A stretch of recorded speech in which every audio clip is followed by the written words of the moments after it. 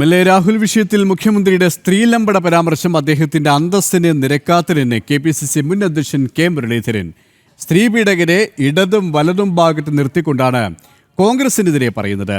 മുൻ MLA PT കുഞ്ഞുമുഹമ്മദിനെതിരായ പരാതി മുഖ്യമന്ത്രി കീശയിൽ വെച്ച് നടക്കുന്നു. MLA M മുകേഷിനെതിരെ ഹെമ കമ്മിറ്റി റിപ്പോർട്ടിൽ പരാമർശമുണ്ടായിരുന്നുവെന്നും മുരളീധരൻ കോഴിക്കോട്ട് പറഞ്ഞു. 75 വയസ്സ് കഴിഞ്ഞ മുൻ MLA ഒരു യുവതിയായിട്ടുള്ള സംവിധായകയെ കയറി പിടിച്ചു. എന്നിട്ടാണ് ഒരു എളുപ്പവും കൂടാതെ മറ്റുള്ളവരെ കയറി ഓരോന്ന് വിളിക്കുന്നത്. അത് മുഖ്യമന്ത്രിയുടെ പിണറായി വിജയൻ്റെ തന്നെ അന്തസ്സിന് ചേർന്നതല്ലാന്ന് എനിക്ക് പറയാനുള്ളത്.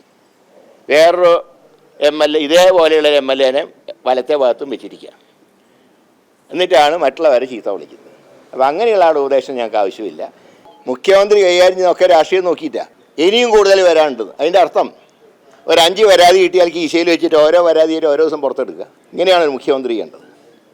അദ്ദേഹം ആ സ്ഥാനത്തിന് എത്രയോ മഹാന്മായിരുന്ന സ്ഥാനം അദ്ദേഹം മനസ്സിലാക്കണം. ആദ്യം KPCC പ്രസിഡന്റ് സ്വീകരിച്ച നിലപാടും ശരിയാണ്, പ്രതിപക്ഷ നേതാവ് ഇന്നലെ പറഞ്ഞതും ശരിയാണ്. രണ്ടും അർത്ഥത്തിലൊന്നു തന്നെയാണ്.